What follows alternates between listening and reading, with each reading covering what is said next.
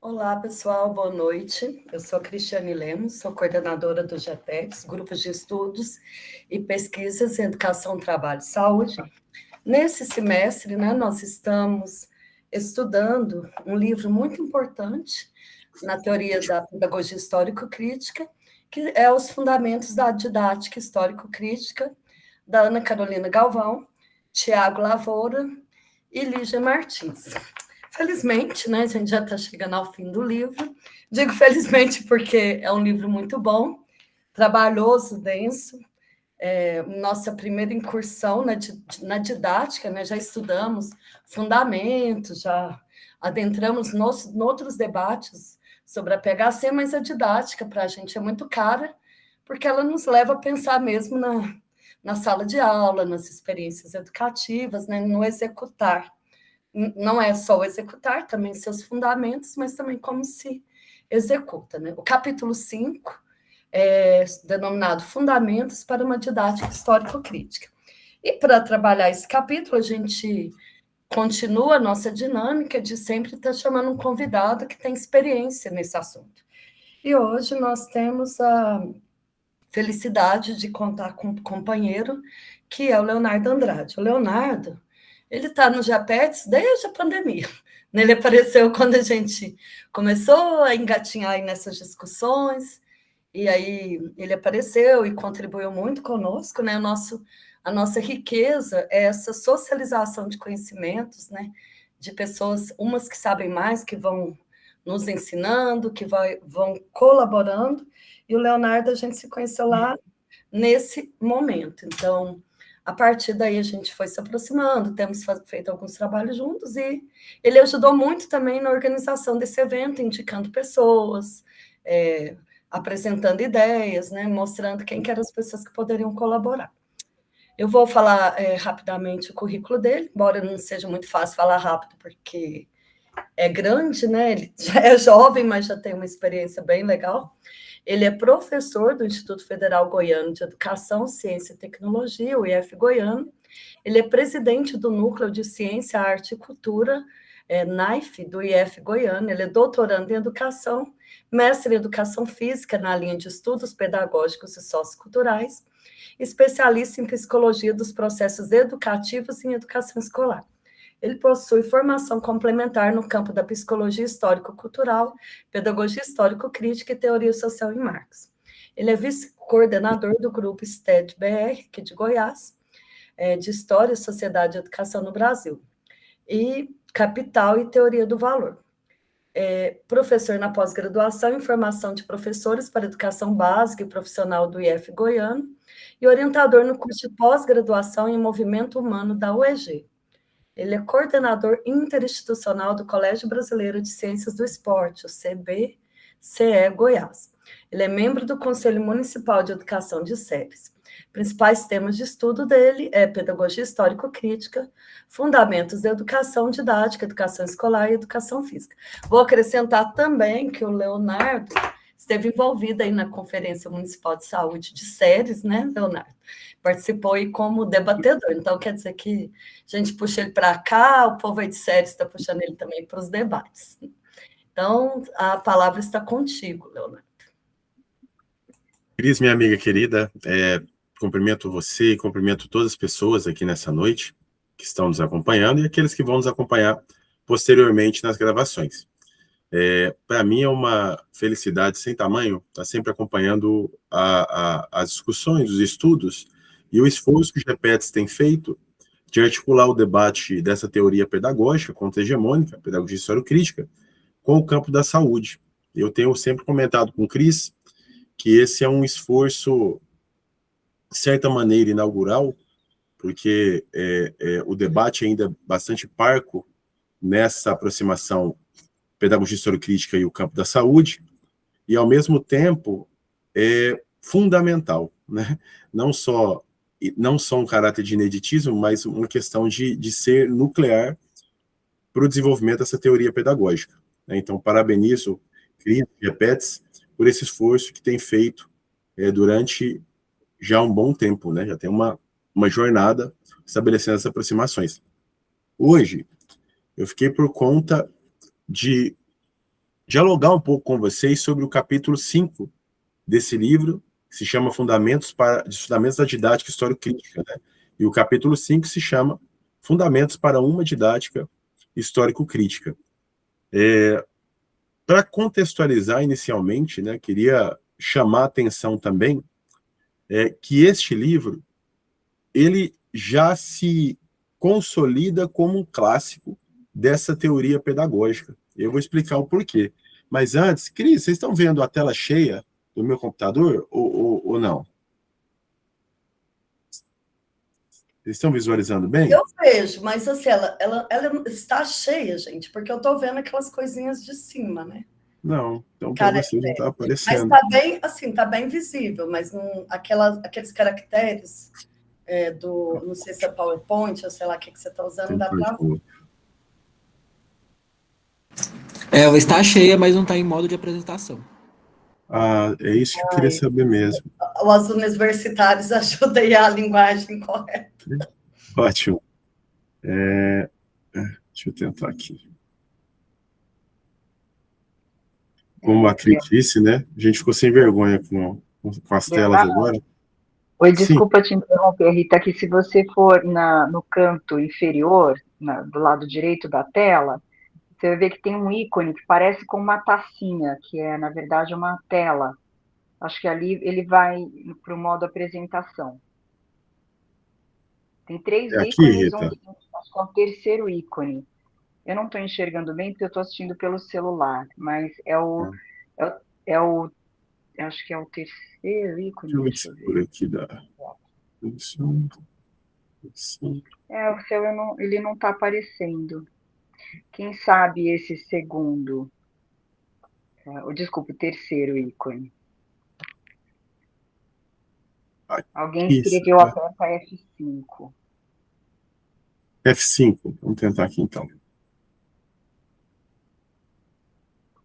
Não, minha gente, eu vou fazer o seguinte. Vou aumentar essa tela aqui. E aí fica melhor para visualizar. Assim vocês conseguem ver? Tranquilo para visualizar. Acho que tá de boa. Não precisa se preocupar com isso.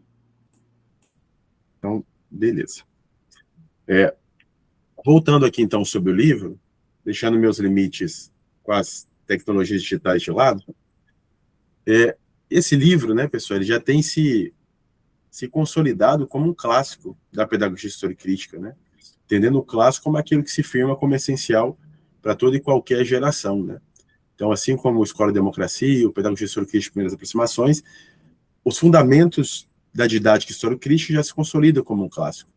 E esse livro é fruto de uma sequência de estudos e esforços também de alguns intelectuais orgânicos aí da pedagogia histórico-crítica, né? Vou chamar a atenção para o professor Tiago Lavoura, Lígia Márcia Martins e Ana Carolina Galvão, que desde ali de meados de 2010 tem feito um esforço de se aprofundar nesses elementos que constituem a didática da pedagogia histórico-crítica. Para quem quer entender um pouco mais sobre esse movimento histórico da pedagogia histórico-crítica, né, tem um artigo que eu escrevi com o Roberto também fez uma fala aqui dos fundamentos em Marx, né, da pedagogia histórico-crítica. Ele escreveu um artigo sobre as produções da pedagogia histórico-crítica de 96 a 2019. A gente mostrou um pouco desse movimento, né. A partir de 2008, teve uma retomada vigorosa do campo da pedagogia histórico-crítica. Apesar de ser uma teoria pedagógica de 84, somente em 2008 que teve uma retomada e um avanço consubstancial em algumas dimensões ali, algumas áreas dentro da pedagogia histórico-crítica. Dentre elas, o campo da didática. Então, esse livro, que é escrito em 2019, ele é fruto de uma sequência de estudos, artigos, produções desses 3 intelectuais e de outros vários coletivos, né, da pedagogia histórico-crítica. Certo. Feita a introdução sobre essa obra, quero provocar vocês um pouco, né? Eu acho que a Cris me conhece, sou uma pessoa que gosta de provocar. Tem um diálogo que a Alice realiza com o gato de Cheshire no livro Alice dos Países Maravilhas, né, do Lewis Carroll, que a Alice diz: "Você pode me ajudar?" E o gato: "Sim, pois não." "Alice, para onde vai essa estrada?" E o gato diz: "Para onde você quer ir?" "Alice, eu não sei, estou perdida." Então o gato diz, para quem não sabe para onde vai, qualquer caminho serve. E esse diálogo sempre me remete muito para a gente pensar no tipo de método pedagógico que a gente assume dentro da sala de aula, seja nas escolas, né, para quem está aí no campo da educação escolar, ou seja na universidade, quem está pensando na questão da formação de professores, né, ou de diferentes profissões, né? Mas pensar no método pedagógico enquanto o caminho de onde você quer chegar. Se você não tem clareza do destino, do ponto de chegada, de onde você quer alcançar, você quer almejar, qualquer método de fato serve, né? Então, tanto faz se for assumir o construtivismo, pedagogia das competências, a pedagogia tradicional, né, ou outras pedagogias críticas, aí, a pedagogia libertadora, a pedagogia da prática, enfim, tanto faz. Mas se a gente tem clareza, ou começa a tomar pela raiz, a pegar pela raiz a noção de ser humano que a gente quer formar, o tipo de sociedade que a gente quer alcançar, o que é o potencial da educação que a gente luta, que a gente defende, que a gente acredita, se a gente começa a tomar esses elementos que constituem a finalidade do nosso fazer educativo, a gente precisa de um método, de um caminho coerente com esse destino. Então, se a gente pensa na formação do ser humano emancipado, de uma sociedade de relações humanas, e não de relações entre coisas, do rei que a gente visa alcançar o reino da liberdade, como diria o próprio Marx, a gente precisa de um método coerente para isso. Por isso que cada vez mais eu tendo a chegar perto de uma certeza aí, né, que o método da pedagogia histórico-crítica é aquele método mais fidedigno, com essa finalidade da busca pelo reino da liberdade, da busca de uma sociedade de seres humanos emancipados. Então, brincadeiras a partir com o gato de Shakespeare, nós temos clareza de qual destino nós queremos alcançar e também temos clareza de qual método, qual caminho vai nos ajudar a chegar a esse destino. E de onde surge esse debate sobre o método na pedagogia histórico-crítica, né? Eu acredito que os meus colegas que fizeram participação aqui antes de mim já devem ter caracterizado a diferença entre uma teoria da educação e uma teoria pedagógica. Mas acho que vale a pena retomar. Uma teoria da educação é aquela teoria que desenvolve ideias, sentidos, concepções, críticas sobre os processos educativos. Sejam eles de maneira mais ampla, né? Pegar o princípio educativo no debate mesariano, uma teoria da educação, no Mesaros, né?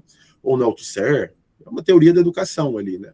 Há uma teoria da educação ali no próprio Bourdieu, mas se a gente pensa em uma teoria pedagógica, é uma teoria que, ao mesmo tempo, concebe uma noção de ser humano, sociedade, educação, mas também propõe um caminho desse fazer pedagógico, propõe um método pedagógico. E, por isso, existem várias teorias pedagógicas, né?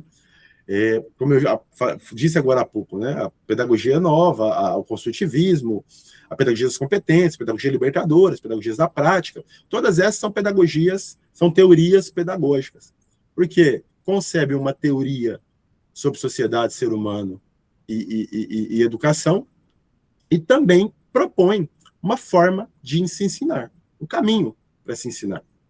E na pedagogia histórico-crítica, de onde surge essa noção do caminho de se ensinar? Primeiro, dando um passo atrás para dar dois à frente, né? Primeiro, se parte do próprio método em Marx. Já dando um spoiler aqui da minha fala lá na frente. É o método em Marx que orienta o caminho do método pedagógico histórico-crítico. Ponto de partida e o ponto de chegada. Da síncrese à síntese pela mediação da análise. Quem concebe isso, inicialmente, é o Marx, em um método para compreender a realidade. Se a realidade se apresenta de modo dialético, o método dialético é o caminho para a gente compreender e captar essa realidade, né? Mas, e os famosos passos, Léo, da pedagogia histórico-crítica?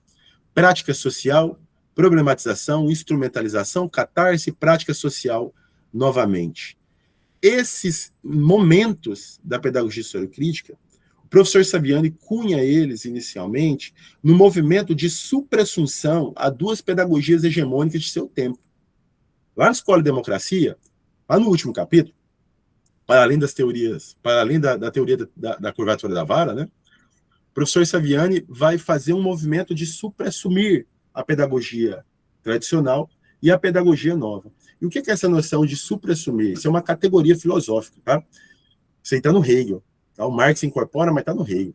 Suprassumir é você negar incorporando. É o salto dialético, né? É você negar incorporando. Ao mesmo tempo que você nega alguns elementos de outra ordem, de uma teoria ou de uma coisa, você avança levando eles consigo. E isso que o professor Saviani fez ao fazer uma crítica no sentido do marxiano, né? Uma análise de superação dialética, né? Da pedagogia tradicional e da pedagogia nova. E nesse movimento de suprassumir essas duas pedagogias, né? Ele baliza, ele capta elementos determinantes dessas duas pedagogias, que ele vai chamar de um movimento para além da essência e da existência. Uma pedagogia essencialista e outra existencialista, né? E ele faz isso dizendo que uma pedagogia, a tradicional, supervalorizava, né, a questão do ensino centrado no professor. Era uma relação de cima para baixo. Enquanto outra pedagogia, a pedagogia nova, balizava o ensino, sobretudo, pela aprendizagem. Supervalorizava a aprendizagem. Então, era o aluno enquanto centro do processo. Uma relação de baixo para cima. O aluno determinava esse processo.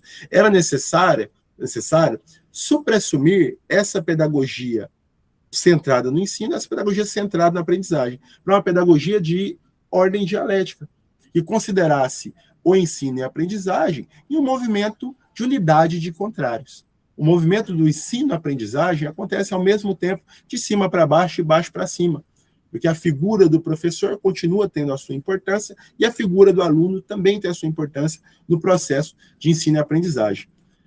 Dentre outras dimensões que o professor vai tentar suprassumir, mas o encontro hoje não é sobre escola e democracia, né? Eu tô tateando isso para a gente chegar em elementos essenciais desse capítulo 5. E nesse movimento de suprassumir a escola tradicional e a escola nova, a pedagogia tradicional e a pedagogia nova, o professor Saviani vai dizer assim, minha gente, se a pedagogia tradicional tem 5 momentos estruturantes do seu método pedagógico, que era 1, preparação, recordação da lição anterior. 2, apresentação, um novo conhecimento é posto. 3, assimilação, ocorre por comparação. 4, generalização, identificação de todos os fenômenos correspondentes. 5, aplicação, exercício de averiguação, de aprendizagem do novo conhecimento. Exercício de preparação para a etapa 1 da próxima aula. Esses são 5 momentos da pedagogia tradicional, e a pedagogia nova também tinha seus 5 momentos, que eram suscitamento de determinado problema, uma questão, levantamento de dados, formulação de hipóteses, explicação do problema em questão e experimentação, que permite confirmar ou rejeitar as hipóteses suscitadas no terceiro momento, né? Se esses são 5 momentos da pedagogia nova, uma pedagogia de matriz dialética também tem os seus momentos estruturantes do método pedagógico. Então, tentando superar dialeticamente esses 5 momentos pautados somente no ensino e esses 5 momentos pautados fundamentalmente na aprendizagem, o professor Saviani vai dizer que o ponto de partida, a prática social é ponto de partida e ponto de chegada nesse método dialético. É ponto de partida e ponto de chegada.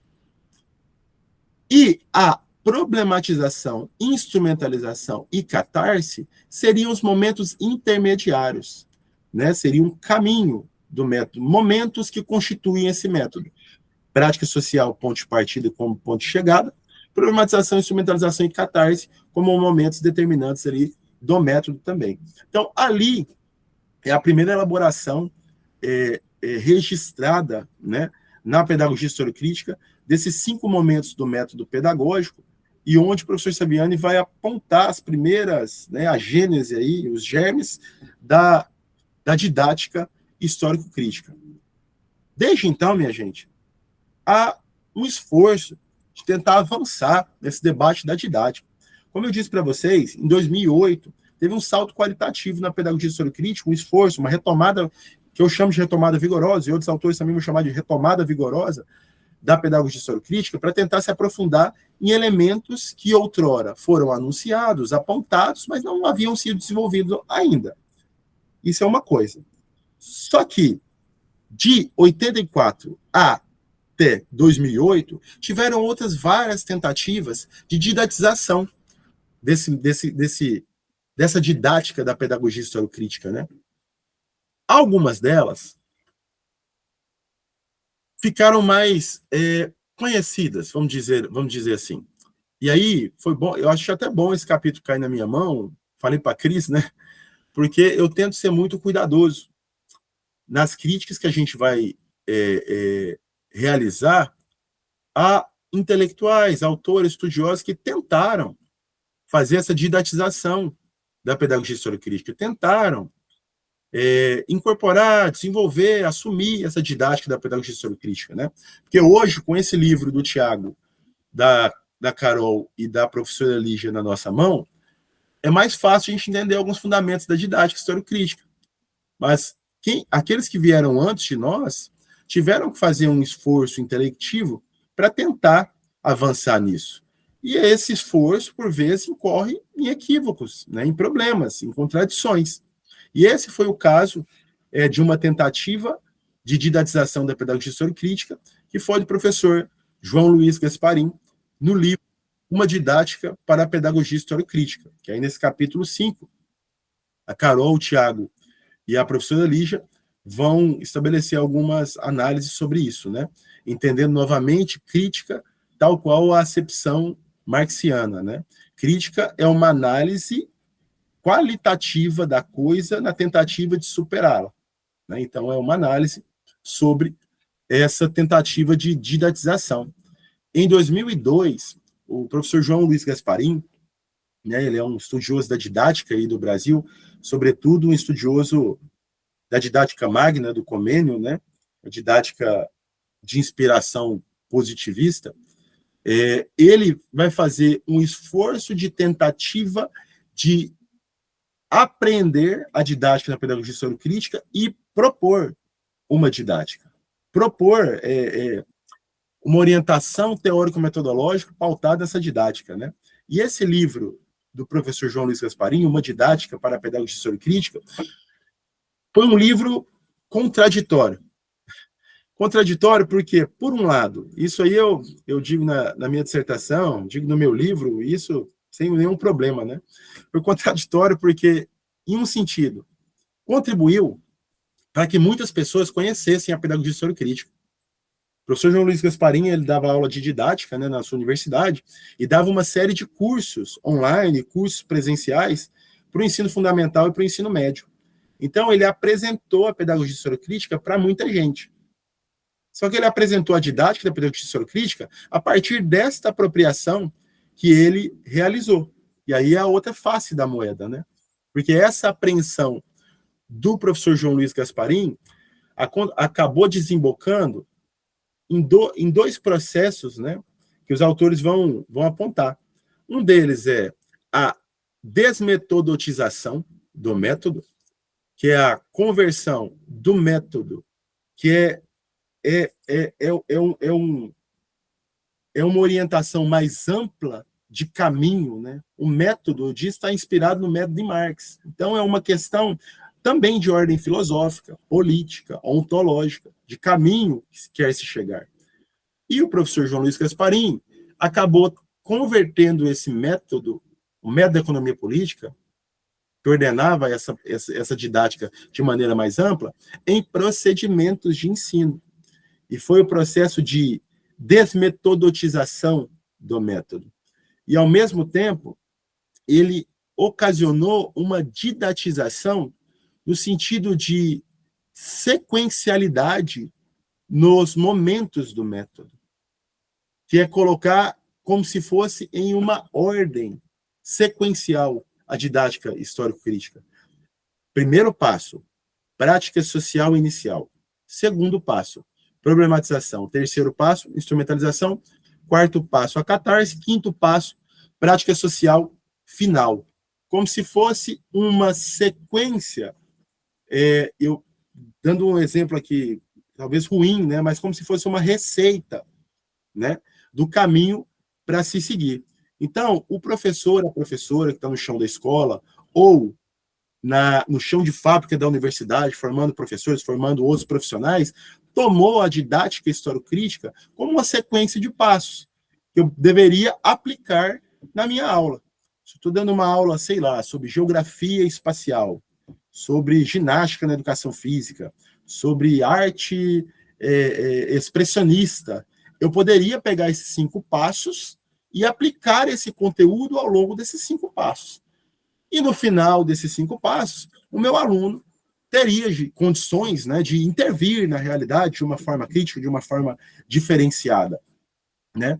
E aí, nesse processo de didatização, incorre ao mesmo tempo desse problema de linearidade dos passos, que é uma inspiração positivista, de sequencialidade, né, de lógica formal, de orientação de um método, que na verdade é um método dialético. Se a realidade é dialética, o que eu estou apresentando pensando aqui como dialética? Dialética, se eu pudesse resumir, eu diria que é movimento. Então, dialética é movimento. As coisas vão e vêm, são e não são. Podem vir a acontecer em um processo de devir, ou podem não acontecer. Esse movimento de unidade de contrários que constitui a realidade também ampara a forma da gente, o nosso fazer pedagógico. Dando um spoiler também, né? Esse caminho, prática social, problematização e instrumentalização, pode ou não acontecer nessa sequência, porque a realidade se apresenta para a gente de uma maneira contraditória. Só que na propositura do professor Gasparin, este caminho era possível se aplicar, né? Então é meio que a teoria aplicada à prática, e não a teoria enquanto apreensão do real. A teoria para o Marx é o quê? A apreensão mais fidedigna possível da realidade. Tanto é que eu gosto de brincar, eu acho que da última vez que eu vim aqui eu falei isso, né? Uma teoria que não expressa as relações da realidade concreta é uma teoria mal formulada. Porque uma teoria bem formulada, fidedigna ao real, ela expressa as relações do concreto, né? Então, o professor Gasparin, no seu método, né, esse aqui é um esquema do slide, é um esquema que está no livro, tá, pessoal? Nesse capítulo 5. Os autores vão apresentar a didática do professor Gasparin, é uma didática que acontece nesse processo prática, teoria, prática. Ela dá uma volta, né? Síncrese, que é o momento que o estudante chega, né, com a visão caótica do todo, e ele dá uma volta, como se fosse um movimento de se abstrair do real, sair do real, para estabelecer a problematização, instrumentalização e catarse, para ele retornar ao real com condições de transformar esse real, né? Entendendo a prática social como esse real. Então, a prática social inicial seria esse movimento de síncrese, a abstração seria essa suspensão do real para o momento de análise, e a prática social final seria um retorno a essa realidade, para esse estudante, para essa pessoa, ter mais condições de confrontar e transformar o real. Esse caminho, preconizado pelo professor Gasparin, desembocou em uma série de equívocos, que os autores vão intitular com esse termo, né? Serão equívocos, né? Que, primeiro, a incompreensão do caráter dialético do método pedagógico, o que leva à sua formalização expressa em passos lineares e mecânicos, sequencialmente sistematizados a partir da lógica formal do pensamento, incorrendo-se na didatização do ensino. Como eu disse para vocês, os momentos do método, eles também ocorrem de maneira dialética, não é uma sequência a ser seguida, não é uma receita de bolo. Porque se a realidade se expressa de maneira dialética, o método de apreensão da realidade também ocorre de maneira dialética. E aí, mais à frente, eu vou apresentar como que é esse movimento dialético entre os momentos do método, tá? Só abrindo um parênteses também, até fazendo uma análise mais sincrônica de onde a teoria tem avançado, né, caminhado, com o desenvolvimento da teoria, acaba acontecendo algumas coisas até perigosas, sabe? Hoje, alguns estudiosos ali da Universidade do Professor Gasparim, seus orientandos, né, têm chamado a didática assumida por ele em 2002 de didática gaspariniana. Então, em alguns artigos, textos que vocês forem estudar sobre a pedagogia crítica, vez ou outra vocês vão ver alguém falar, assumindo a didática gaspariniana, né? Então, é a didática que o Gasparim apresentou em 2002 como se fosse uma outra didática, inclusive, assim, né? Tem a didática pedagogia crítica e a didática gaspariniana, tendo uma autonomia própria, né? É um movimento que tem tendido a acontecer. E aí a segunda questão de equívoco do professor Gasparim. A inadequada caracterização do conceito de mediação presente nessa teoria pedagógica, enquanto interposição que gera transformação, comprometendo a compreensão, por exemplo, da relação teoria e prática e da relação forma-conteúdo-destinatário. A noção de mediação da pedagogia historiocrítica, ela não é uma relação meramente procedimental, tá, pessoal? Na didática do professor Gasparim, ele vai apresentar a mediação enquanto um professor mediador desse conhecimento, que o professor se coloca a mediar a relação do sujeito com o conhecimento. Então, a mediação acontece pelo procedimento realizado do professor. E a mediação para a pedagogia historiocrítica é algo mais amplo, enquanto que a categoria teórico-filosófica. A mediação, lembra lá do método de Marx? Da síncrese à síntese pela mediação da análise. A mediação é um elemento que vai constituir internamente o sujeito. Quem medeia a nossa intervenção, transformação e ação sobre o mundo são os signos e conceitos que passam a nos constituir subjetivamente.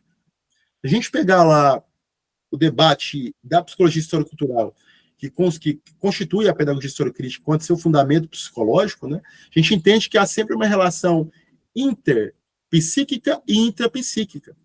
O interpsíquico é a relação que a gente estabelece nas relações sociais com o mundo. Essas relações vão possibilitar a nossa apreensão do gênero, do legado do gênero humano.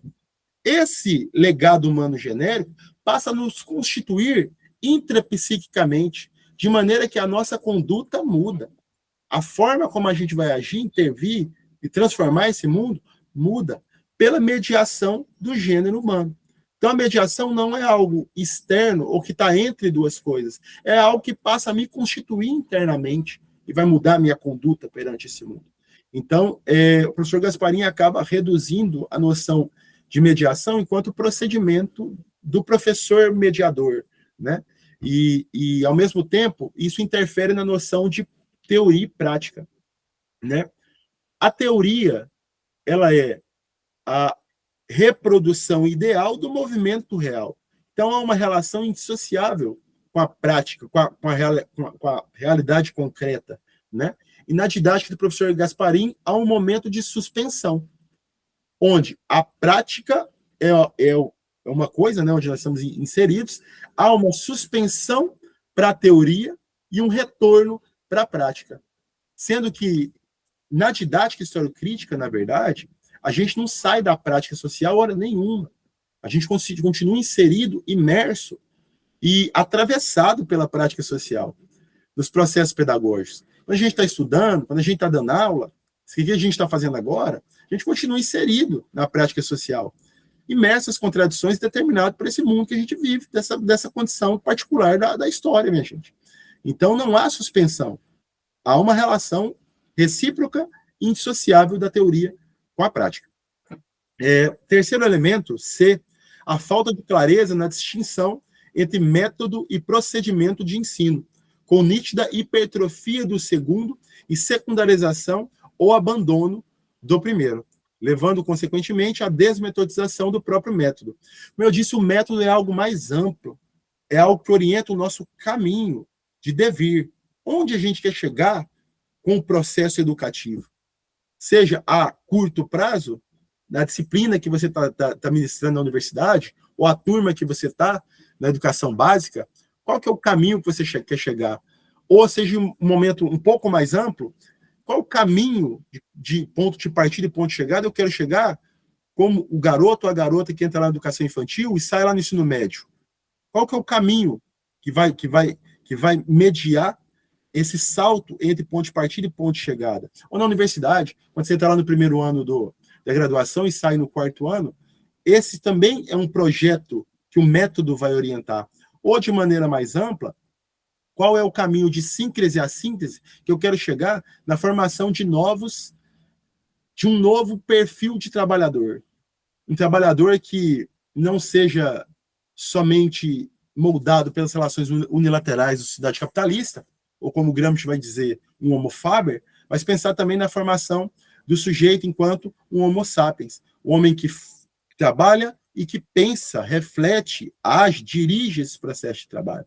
Então, o método ele é de amplitude maior, num processo que envolve concepção ontológica, que tipo de ser social eu quero formar, concepção política, que tipo de mundo, de indivíduo, de concepção axiológica eu quero introjetar, concepção estética, que tipo de sujeito que produz, que cria, capacidade ontocriadora eu posso formar, posso desenvolver. Então, o método é isso, esse caminho.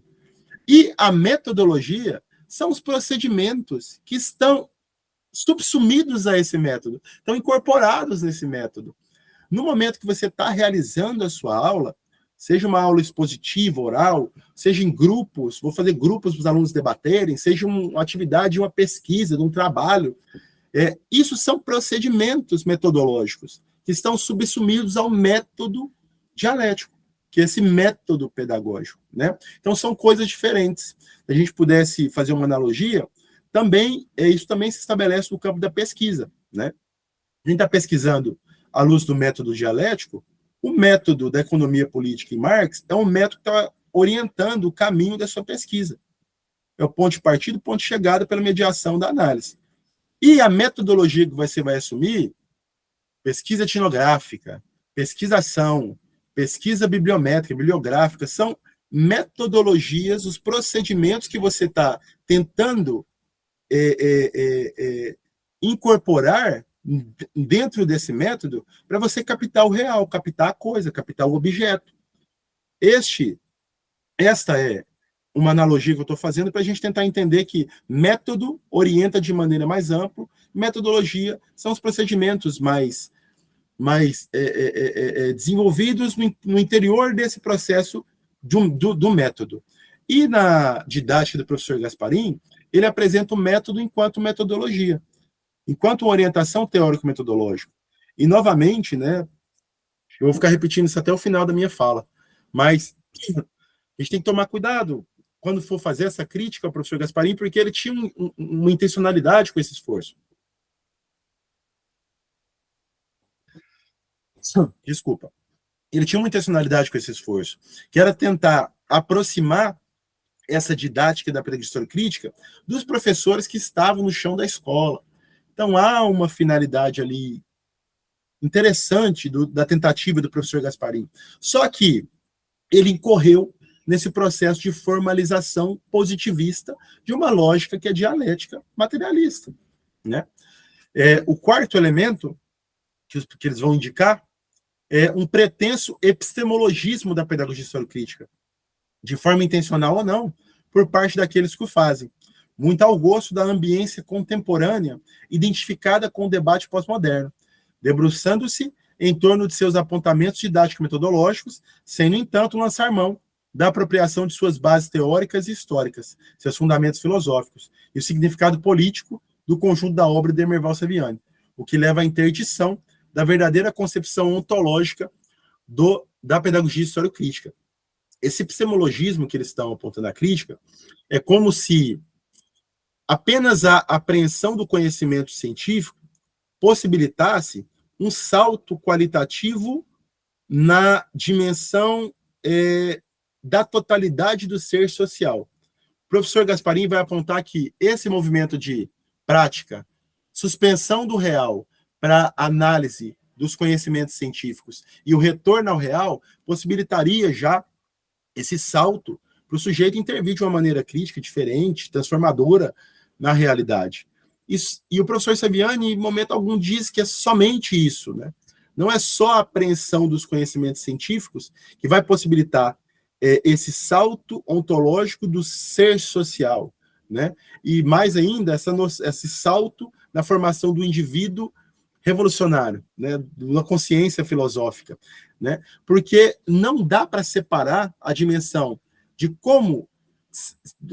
se aprender sobre a realidade, e aí, munido do conhecimento científico enquanto objeto da educação escolar, da educação formal, né? Não dá para separar esse aprender sobre a realidade desse estar, intervir, viver na realidade. As duas coisas se imbricam. Isso também é presente no método de Marx. A dimensão epistemológica não pode se separar da dimensão ontológica. A dimensão do conhecer sobre a realidade não pode se separar da dimensão do estar e agir na realidade. Por isso, para se pensar uma didática na pedagogia historiocrítica, a gente também tem que pensar numa mudança axiológica de concepção de mundo, de compreensão política, de compreensão de classe, de tomada de consciência de classe. Então, há um limite também na produção gaspariniana sobre essa questão entre a dimensão epistemológica e ontológica. E aí, eu retomo o método, né, que orienta essa teoria pedagógica, a didática dessa pedagogia pedagógica, que é o método da economia política, é o método de Marx, né? Eu retirei aqui algumas citações, alguns trechos, né, de citação de um livro chamado Contribuição à Crítica da Economia Política.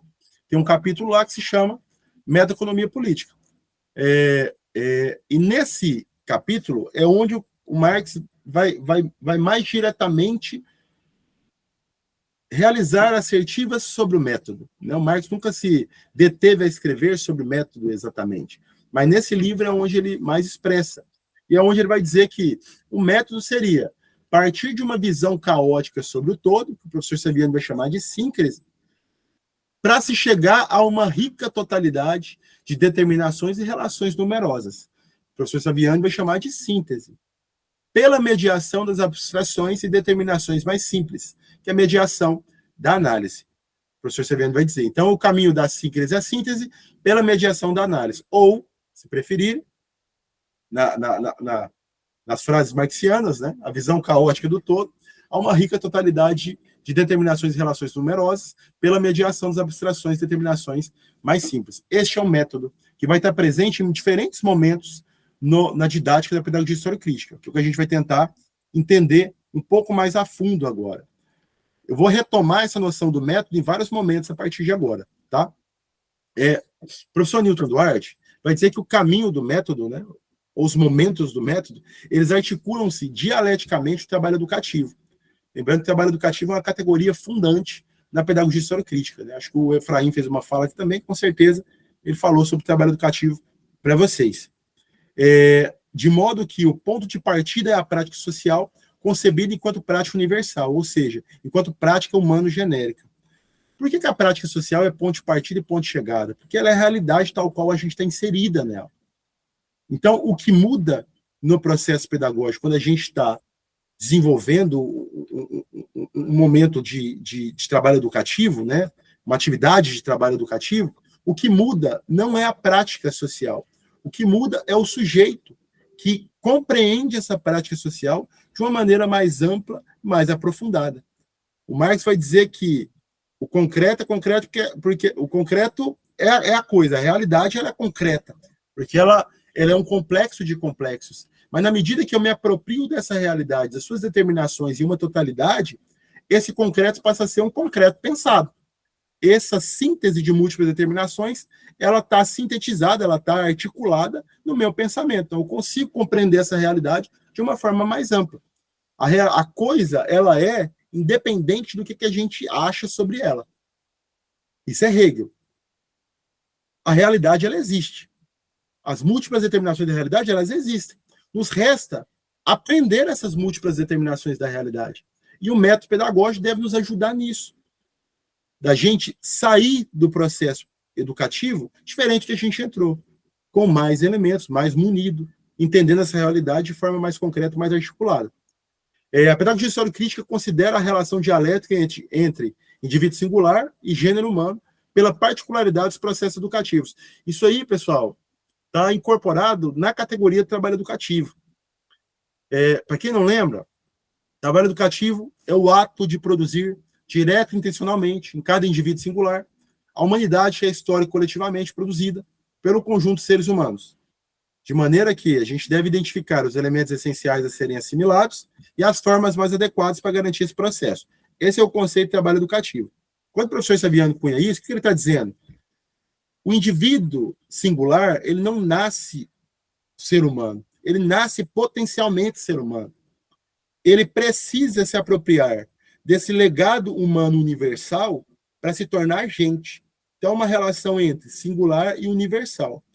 Na particularidade do modo de produção capitalista, nessa altura da sociedade que a gente vive, a escola se apresenta, a escola, quando digo escola, engloba a universidade também, ela se apresenta como o espaço mais perspicaz para que ocorra essa mediação do legado humano universal com o indivíduo singular.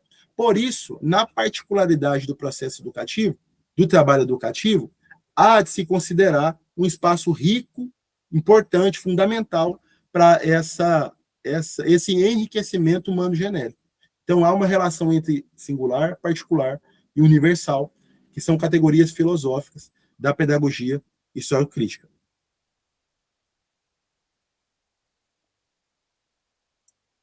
E aí eu já disse isso, né, que o concreto é concreto porque assiste múltiplas determinações. Então, nos resta, pelo método dialético, possibilitar um salto entre essa apreensão do real. Elevar esse indivíduo para que esse estudante, essa pessoa que passe pela escola ou pela universidade, saia com mais elementos, com mais abstrações, com mais conceitos, com mais signos qualitativos para entender e enfrentar esse real. E aí, nesse capítulo 5, tem algumas categorias e alguns nexos que, para mim, são essenciais. E aí eu vou apontar alguns deles aqui, tentando concluir em 20 minutos, aqui 25 minutos, para a gente ter meia hora de diálogo. Primeiro, a relação de ensino-aprendizagem. Lembra que lá no começo da minha fala eu disse que é o movimento de supersunção, do professor Saviani, com as pedagogias da existência e da essência, a pedagogia que supervalorizava o ensino, supervalorizava a aprendizagem. Na pedagogia histórico-crítica, na didática da pedagogia histórico-crítica, há uma unidade contraditória entre isso. O ensino, ele ocorre de cima para baixo. Léo, esse autoritarismo não é nesse sentido de hierarquia. É no sentido de compreender que o ensino deve partir daquilo que há de mais desenvolvido.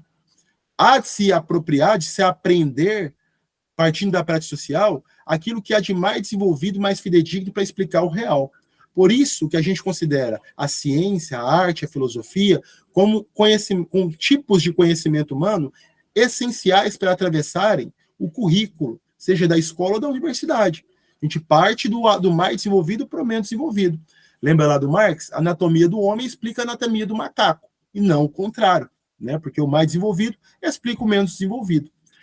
E o ensino e a aprendizagem, ela ocorre de baixo para cima, porque se compreende que o estudante que chega na escola ou que chega na universidade tem uma visão caótica daquele objeto. Então, se a Cris está dando uma aula no campo da saúde, está falando sobre determinação social da saúde, ela parte de uma noção mais complexa, mais ampla, mais desenvolvida sobre o que é determinação social. O estudante que chega no primeiro ano de faculdade ainda não compreende essa categoria na sua plenitude, na sua totalidade. Então, há uma visão sincrética sobre esse elemento que explica a realidade. Por isso que é de baixo para cima. É ascensão. Não quer manter de baixo. É que esse estudante consiga ascender para que ele consiga se desenvolver a partir daquilo que há de mais desenvolvido. Então, acontece ao mesmo tempo de cima para baixo, de baixo para cima. Por isso que tem que se considerar o que o estudante traz de elemento, traz de bagagem, traz de conhecimento da prática social. A pedagogia histórico-crítica não desconsidera o estudante quanto sujeito. O sujeito cognoscente vai influenciar fundamentalmente no que você vai ensinar e como você vai ensinar. Não há de se desconsiderar o processo que o aluno, que o estudante se encontra, né? Por isso, então, o aluno e o professor estão em lugares diferentes no processo de ensino-aprendizagem, né? O aluno, enquanto sujeito cognoscente, está no momento de aprendizagem de visão caótica. O professor se espera, a gente defende, né, que o professor esteja no momento de síntese provisória. Por que é síntese provisória? Você estudou pra caramba para falar disso que você está falando. Você fez um curso de universidade para isso, fez um mestrado, fez um doutorado, estudou, investigou, foi a fundo para falar sobre um determinado objeto. O professor precisa assumir o seu lugar de intelectual crítico em educação. Então, se espera, é um princípio dessa didática, que o professor domine aquele conhecimento que ele está falando. Né? Então, ele precisa estar no momento de síntese provisória. E síntese provisória, porque o professor sempre está em processo de aprendizagem. Ele sempre está se desenvolvendo. No final de um processo educativo, o professor também já não é o mesmo que começou esse processo. Então, é um movimento de sucessivas aproximações, ocorre tanto do estudante quanto do professor, que se encontram em lugares diferentes na didática. Né? Para o Gasparin, por exemplo, o professor e o aluno partem do mesmo lugar. Né? O professor e o aluno, ambos estão na prática social, inseridos na prática social, mas a apreensão sobre a prática social do professor e do aluno são diferentes. Né?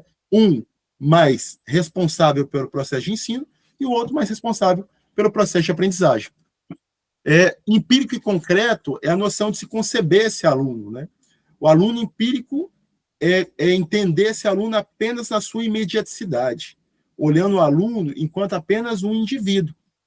Entender esse estudante enquanto um aluno concreto representa entender esse estudante enquanto um indivíduo que pertence a uma classe, que pertence a um gênero, a uma etnia, a uma série de determinações sociais que vão impactar o seu processo de ensino-aprendizagem, inclusive as suas motivações.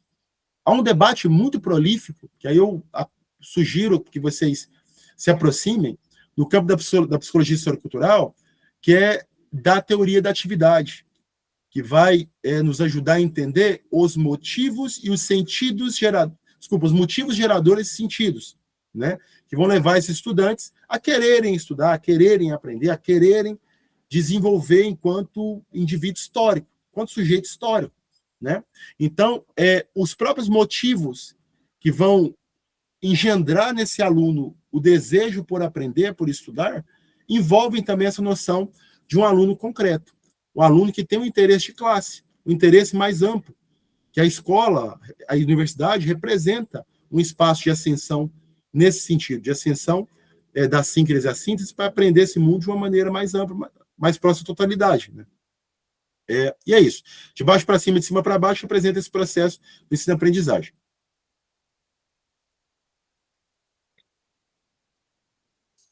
E aí, os momentos do método, né? Que eu disse que eles ocorrem de maneira dialética também. Eu acabo me empolgando e falando rápido disso, Cris, porque isso aí atravessa também nosso processo como professor, né? A prática social é ponto de partida e ponto de chegada, porque a gente está inserido nela. O que muda não é a prática social.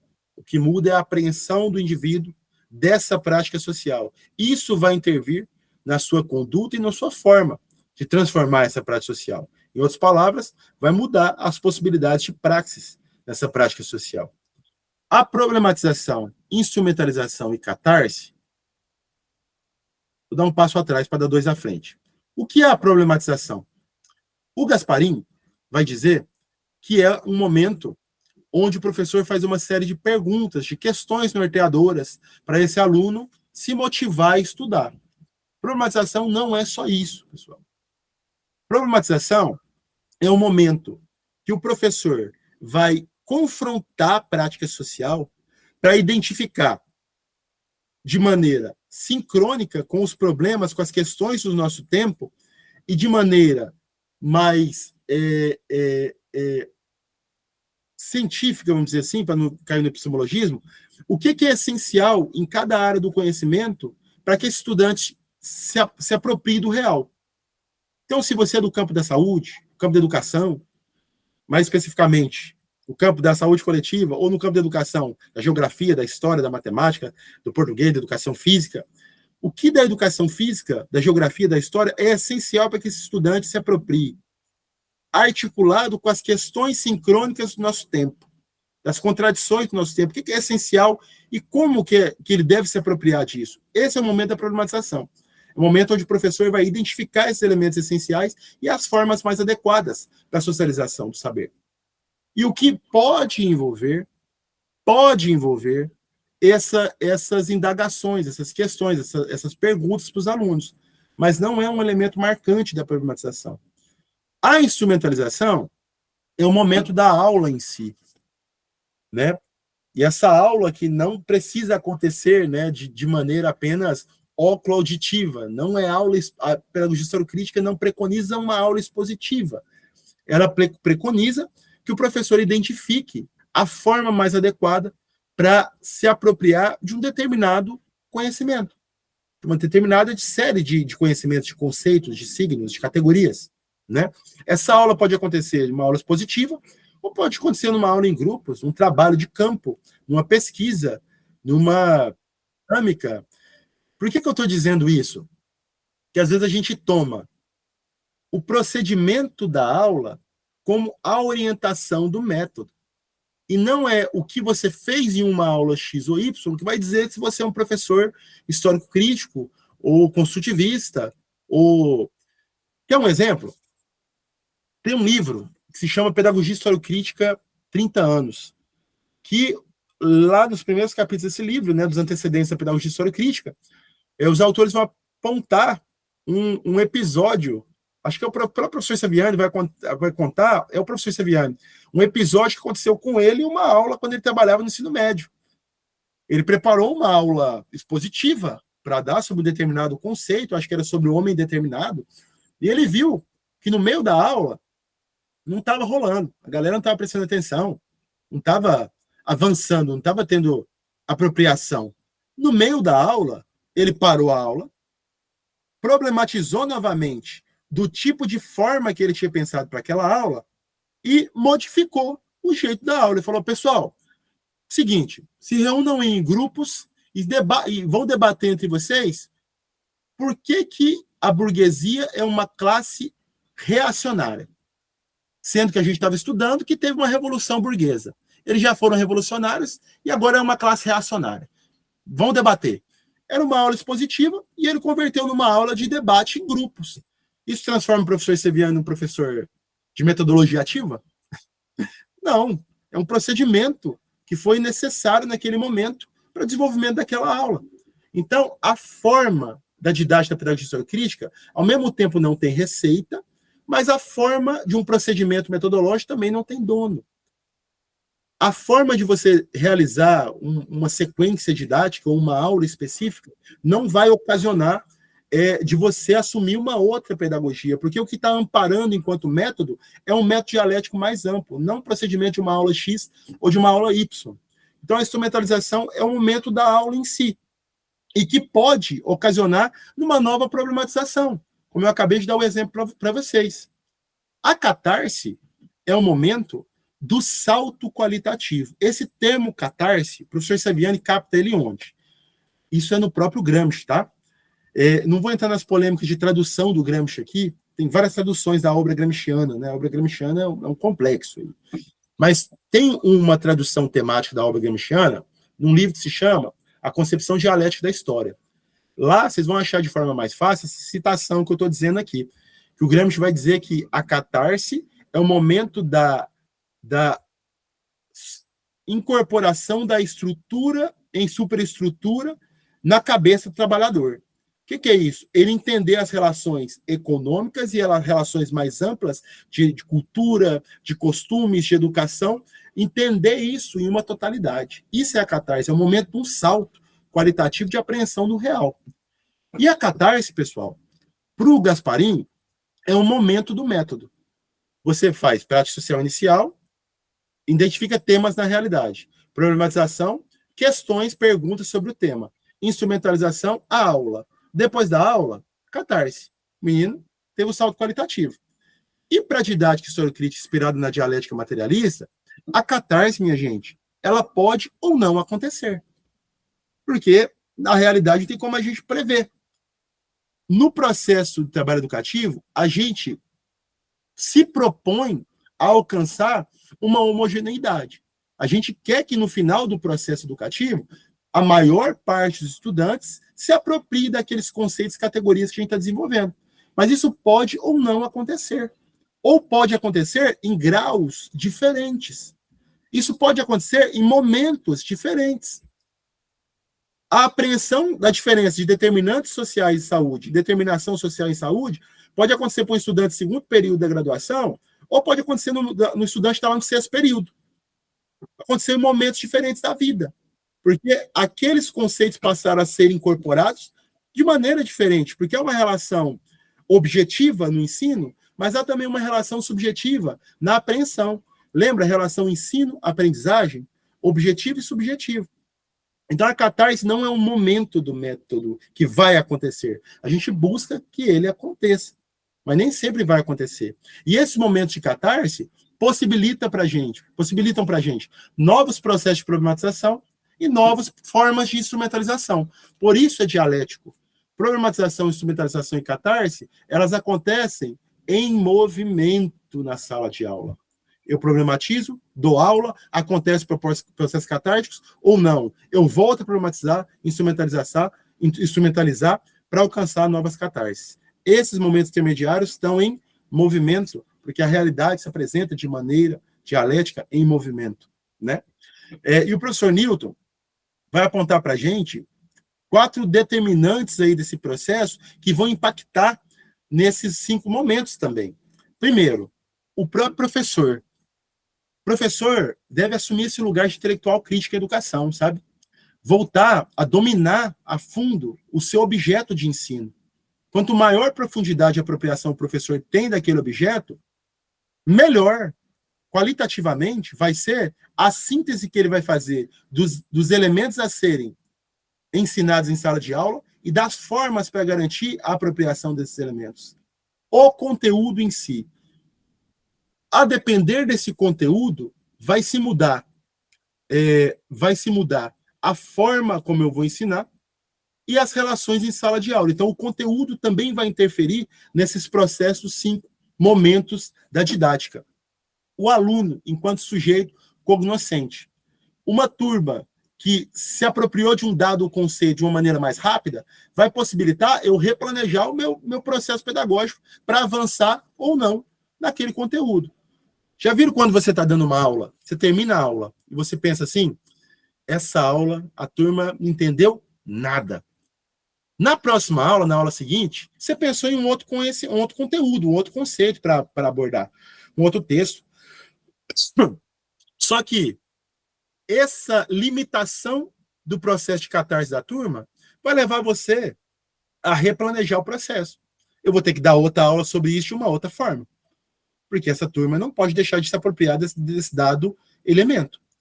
E, novamente, então, o nível de apropriação desses estudantes vai impactar nesses momentos da didática. E as condições objetivas. Uma universidade ou uma escola que tem, sei lá, data show, ar-condicionado, lousa, vão ter elementos para laboratório, vai possibilitar ou não formas diferentes para você desenvolver uma série de conteúdos. Olha um exemplo louco que eu vivi esses dias. No Instituto Federal, a gente tem uma estrutura bem interessante, sabe? Ar-condicionado, data show, material, resma de papéis. Se eu quiser imprimir alguma coisa, eu imprimo na hora lá, dou na mão. Uma impressão para cada estudante. Beleza. Estava trabalhando com uma parceria com o município aqui que meu instituto é sediado, em Séries, e eu tive que trabalhar com a educação de jovens e adultos em um centro de apoio às famílias, né, a saúde da família e trabalhador, onde não tinha nem ventilador, com a educação de jovens e adultos. Então, os estudantes já impactavam no processo educativo e as condições objetivas também impactavam. A gente não conseguia ficar mais de 30 minutos na sala de aula pelo calor. Então, eu tive que mudar a estratégia também. fazia um pouco da aula dentro da sala, a gente saía, dava mais de um intervalo, 3 intervalos. Então, as condições objetivas também vão impactar no meu processo pedagógico, nas formas que eu vou tentar socializar um dado conhecimento. E aí, pessoal, a gente chega em 3 categorias que são encadeadas também, que são nucleares para a didática da pedagogia historiocrítica. Esses momentos do método, problematização, instrumentalização, catarse, prática social como partido e como ponto de chegada, são fundamentais. Tem estudiosos da pedagogia historiocrítica, algumas pessoas que vão dizer assim, isso aí é coisa, um pormenor, deixa de lado. Eu considero, tendo a acreditar que não, é algo nuclear no método didático. E o Tiago, a Ana Carolina Galvão e a professora Lígia Márcia Martins também vão acreditar esses momentos como momentos essenciais do método também. Chamando a atenção para isso, porque, vez ou outra, vocês podem encontrar alguém dizendo o contrário. Aí, além desses 5 momentos que são fundamentais, existe a tríade na didática historiocrítica, que também é nuclear. Conteúdo, forma, destinatário. O que se ensinar, como se ensinar, para quem se ensinar. Vou passar um pouco mais rápido aqui, para a gente conseguir abrir para o debate. Mas o conteúdo envolve o que desse legado humano genérico eu tenho que socializar para esse indivíduo sair mais rico, humanamente falando, do que ele entrou. Envolve a dialética, apropriação, objetivação, que é uma questão filosófica.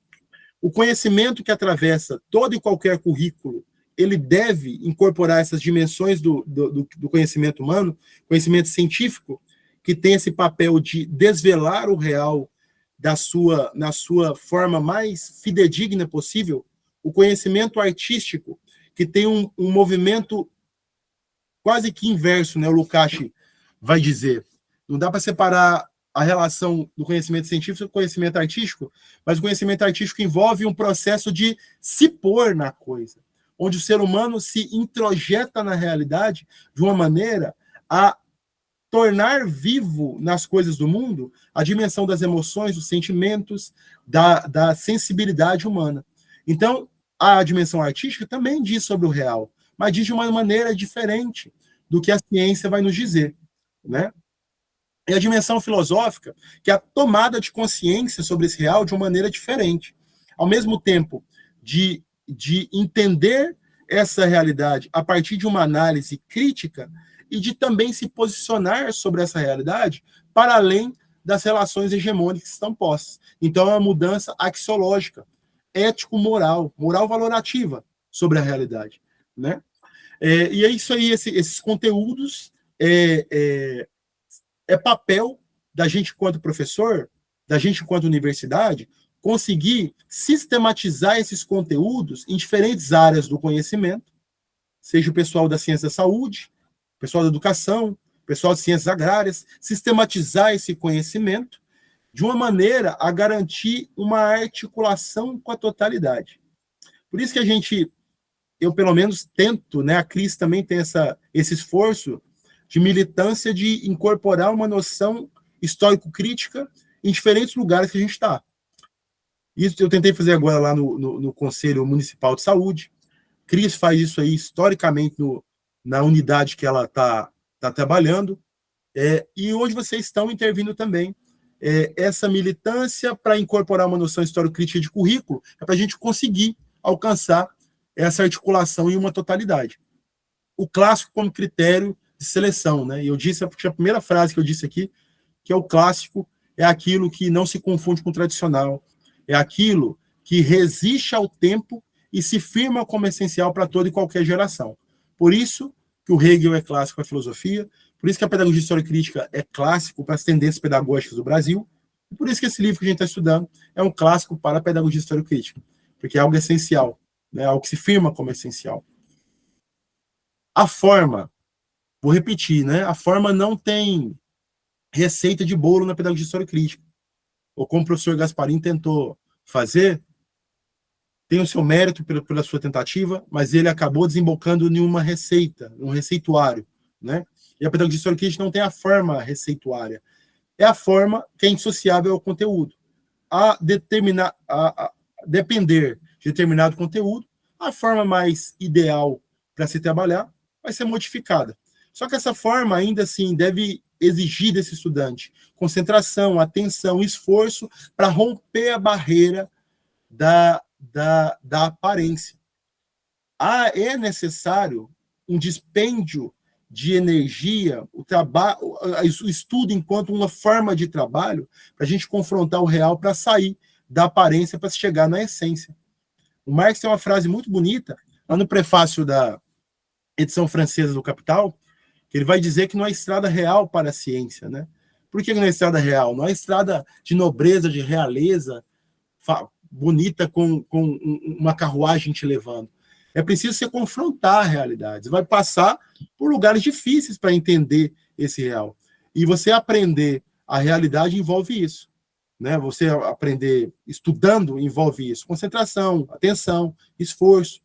O Gramsci vai dizer que é necessário, às vezes, uma espécie de tirocínio psicofísico, né? Às vezes a gente tem que sentar, às vezes dói para estudar, mas para você entender para além da aparência, exige isso, né?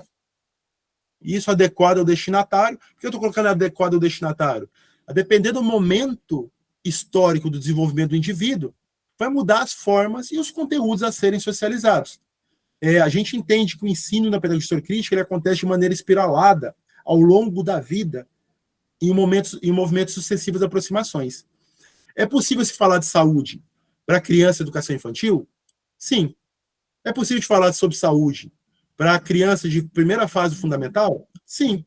É possível falar no ensino médio? Sim. No ensino superior? Sim. O que vai mudar é o nível de profundidade com esse conteúdo e a forma de socialização desse conteúdo. Desculpa, pessoal, minha garganta está arranhando hoje. E as condições objetivas também vão impactar nisso, como eu disse há 2 anos. Água, Leonardo. Estou bebendo aqui, Cris, mas não está adiantando muito. E para ajudar a gente a entender esses diferentes momentos da vida e como que o conteúdo pode aparecer, pode ser socializado em diferentes momentos da vida, há uma base na psicologia histórico-cultural que nos ajuda muito, que é a teoria da periodização do desenvolvimento psíquico, né? Ou a periodização do desenvolvimento histórico-social dos seres humanos, né? Que vai desembocar em 3 momentos específicos: na primeira infância, na adolescência e na vida adulta e na velhice, tá, pessoal? Esse gráfico está cortado aqui, é um gráfico da tese de doutorado do Ângelo Abrantes, mas que também há outros 2 momentos aí, que é a vida adulta e a velhice também, e que vão nos ajudar a entender que em cada momento da vida do indivíduo há uma atividade que mais vai alavancar o seu processo de desenvolvimento. Na primeira infância, essa atividade de comunicação emocional direta e atividade objetal manipulatória. Essa comunicação emocional direta é a relação com o seu adulto cuidador. A atividade objetal manipulatória é a relação que você estabelece com os objetos e coisas do mundo e a função social desses objetos e coisas. Tanto é que alguns autores vão chamar de objetal, não de objetal manipulatória, mas de objetal instrumental, entendendo o papel do instrumento na constituição ontológica do ser social e o papel do instrumento no desenvolvimento do próprio indivíduo enquanto ser singular, né? O jogo de papéis, ou o jogo protagonizado, que é o processo de assumir papéis sociais pela brincadeira, que a criança, na infância, vai ter, né, essa determinação dessa atividade guia, e a atividade de estudo, que é gestada na infância, mas que ela não some. Essa atividade guia que eu estou dizendo aqui de maneira aligerada, para dar tempo e tudo mais, né, elas ocorrem em movimento também de supressão. Ela é negada, mas é incorporada. Então, a dimensão do jogo protagonizado, da atividade de estudo, ela não some na adolescência. Ela deixa de ser dominante, ela deixa de ser a atividade mais essencial. Mas ela continua sendo importante no processo de desenvolvimento. Na adolescência, é a comunicação íntima e pessoal que os adolescentes passam a reproduzir o mundo adulto pelas relações nos seus grupos sociais, numa espécie de código de companheirismo, né? Mas continua sendo o mundo adulto ou, em outras palavras, esse mundo mediado pelo legado humano genérico, como principal elemento mediador. E na vida, no fim da adolescência, na vida adulta, a atividade profissional e de estudo que continua ocasionando os principais processos de desenvolvimento. Eu chamei a atenção aqui para a gente recolocar essa dimensão ontológica na didática, né? Se houve um epistemologismo do Gasparin, os autores nos chamam a atenção para recolocar essa questão ontológica de onde a gente quer chegar nesse processo educativo. Esse, para mim, é um dos esquemas mais assertivos aí na pedagogia historiocrítica. É um esquema que condensa bem várias das questões que eu apontei aqui na minha fala e outras várias que não deu tempo de captar. Mas sendo objetivo aqui, tentando sintetizar esse esquema. E está no livro, nesse capítulo 5, tá, minha gente? A prática social, o processo didático, ele ocorre no interior da prática social global. Lembram disso do Saviani? Porque tanto o professor, quanto o aluno, quanto a aula, quanto a escola, está inserido dentro da prática social, da realidade contraditória, cheia de elementos determinantes que a gente vive. Isso é uma coisa. Por isso que é ponto de partida e ponto de chegada. O processo acontece de baixo para cima, de cima para baixo. De baixo para cima, porque é da síncrese à síntese. E o professor está em outro processo. O professor está na síntese provisória. Então, ele parte da síntese até se aproximar da síncrese do aluno, para que esse aluno consiga ascender. No interior dessa relação de ensino e aprendizagem, acontece, a gente tem que tomar, na verdade, né, a tríade conteúdo, forma, destinatário. O que se ensinar, como se ensinar, para quem se ensinar. Orientado por uma finalidade educativa, que é para que se ensinar. Para que a gente ensina? A gente quer transformar seres humanos. A gente quer formar um tipo de ser humano crítico, transformador, que tenha consciência de classe, um sujeito mais enriquecido, que os filhos da classe trabalhadora sejam, como o próprio Gramsci vai dizer, né, que a gente consiga alcançar que os filhos da classe trabalhadora tenham uma formação que os eleve acima das classes médias e burguesas, para que ele consiga, de fato, ter elementos suficientes para confrontar essa realidade, né?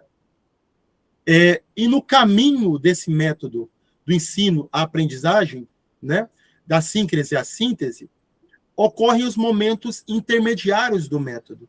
Problematização, instrumentalização e catarse. Eles são inseridos na prática social também. O professor problematizar o que se ensinar das formas mais adequadas, a aula ser desenvolvida em diferentes formas, porque não tem receita de bolo, para que a gente alcance possíveis catarses.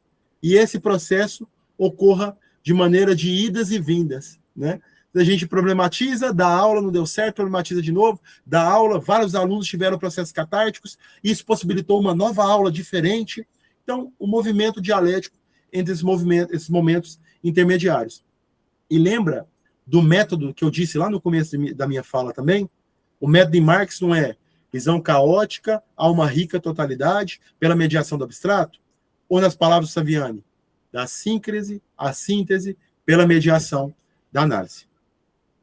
Nesse livro, eu também não posso deixar de chamar a atenção que há uma incorporação de uma noção de eixo e dinâmica de currículo, que eu também já flertei com essa ideia agora há pouco, né?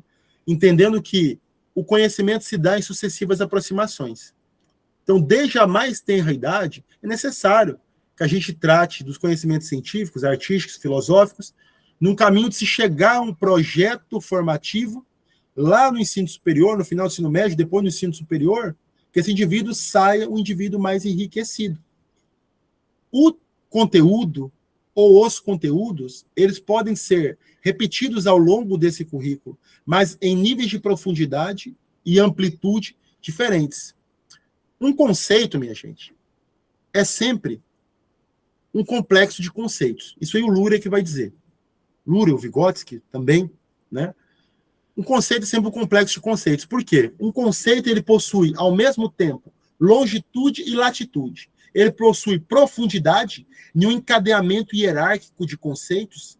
Há conceitos mais complexos que incorporam conceitos menos complexos. Há uma hierarquia de conceitos. Da mesma maneira que há uma amplitude conceitual. Os conceitos estabelecem relações com outros vários conceitos, da gente formar uma espécie de rede conceitual, uma rede articulada. E esse processo de conseguir chegar a um pensamento conceitual, pensamento por conceitos, é por sucessivas aproximações. Não é um salto natural. Para quem estuda aí ou trabalha na área da educação escolar, não é um salto de epifania, é um processo de constituição. A professora Lígia Márcia Martins sintetiza bem um debate que o Vygotsky vai desenvolver lá nos tomos, o tomo 4 e tomo 5, que ele vai desenvolver que as crianças em idade mais tenra pensam por complexos. Complexo cadeia, complexo por associativo, por complexos. A criança, em outro momento da vida, é possível se desenvolver um outro tipo de pensamento, que são os pseudoconceitos. Só se alcança os pseudoconceitos se a gente consegue munir de elementos humanos genéricos esse pensamento por complexo, para se chegar a um pensamento por pseudoconceitos. Para que, em outro momento da vida, geralmente na adolescência e na vida adulta, a gente alcance o pensamento por conceitos, que é o tipo de pensamento mais desenvolvido. E ele não acontece de forma natural, ele acontece de forma intencional, de forma a partir das relações sociais. Então, há quem alcance o processo de pensamento por conceitos de forma mais desenvolvida, e há quem não alcança, porque não teve as relações suficientemente desenvolvidas para isso. Tá? E essa relação de eixo diacrônico e sincrônico, que envolve a gênese e desenvolvimento da vida, envolve a estrutura e dinâmica dos conceitos, ele é cunhado, aí quase uma curiosidade, tá, Cris? Ele é cunhado pela primeira vez, né, num livro da educação física, que é o livro Metodologia do Ensino da Educação Física, mais conhecido como Coletivo de Autores, um livro escrito em 92, né, que é um livro onde, a partir da psicologia socioculturais, alguns intelectuais de educação física vão tomar essa noção de eixo dinâmica do currículo. E essa noção de 92 desse livro de educação física é incorporado nesse livro dos Fundamentos da Didática Histórico-Crítica. Coincidentemente ou não, tá, gente? E esse coletivo de autores, esse livro de 92, é uma das referências desses autores da didática histórico-crítica. E aí, novamente, dinâmica do ensino histórico-crítico, né? Tem alguns princípios curriculares aqui que nos ajudam também a pensar o ensino, seja na educação básica, ou seja na universidade. Né? Trato com conhecimento, organização escolar e normatização desse currículo. Princípio para a seleção desse conhecimento e princípios metodológicos para o trato com esse conhecimento. Já é 8h44. Minhas considerações finais, eu trago um poema que eu gosto muito também para provocá-los. Né? Acho que meu papel também é como pessoa para provocar. Né? E tal fixarmos nossos olhos mais além da infâmia para imaginar outro mundo possível. O ar estará mais limpo de todo veneno, que não provenha dos medos humanos e das humanas paixões. Por viver só para ter o que ganhar, ao invés de viver simplesmente, como canta o pássaro, em saber que canta, e como brinca criança, sem saber que brinca. Mais à frente, né? Ninguém morrerá de fome, porque ninguém morrerá de indigestão. As crianças de rua não serão tratadas como se fossem lixo, porque não existirão crianças de rua. As crianças ricas não serão como se fossem dinheiro, porque não haverá crianças ricas. A educação não será privilégio de quem pode pagar por ela. E a polícia não será a maldição daqueles que podem comprá-la. A justiça e a liberdade, irmãs siamesas, condenadas a viver separadas, voltarão a juntar-se, bem agarradinhas, costas a costas. O direito de sonhar, Eduardo Galeano. E é isso, Cris, sobrou 15 minutos aí. Obrigado, minha gente. Isso aí. Então, muito bom, né? Esse capítulo é denso, importante, tem que ser lido, relido, muitas coisas, né, para serem discutidas, mas acho que você fez uma síntese muito boa, né? muito importante as colocações que você fez. Eu vou fazer como eu tenho feito, eu vou trazer algumas coisas que eu demarquei aqui, depois vou abrir para quem quiser participar. Uma das coisas que eu demarquei, que eu acho que é importante, Leonardo, talvez você desenvolver um pouquinho mais, é essa questão pragmatismo-praxis. Por que eu... está na página 125 do livro, quando traz essas críticas ao Gasparin mesmo. Por que eu destaquei isso? Querendo ou não, trabalhar com materialismo histórico é algo bem complexo, né? E a gente precisa estudar muito, se aprofundar bastante. Talvez esse é um dos desafios da PHC, é um desafio, mas não quer dizer que é um desafio impossível, né? Porque esse processo formativo, ele pode se iniciar mais cedo, ou quem não, no meu caso, que não tive acesso mais cedo, a gente pode se dedicar também a entendendo nesse processo também, né, de aproximações, distanciamentos até, e se apropriando. Mas eu pontuei porque eu vejo que na nossa área, por exemplo, quando tem, vai ter um curso de metodologia ativa, e principalmente nessa lógica aí que o Gasparin até trabalha, né, de ação, reflexão, ação, isso é muito atrativo.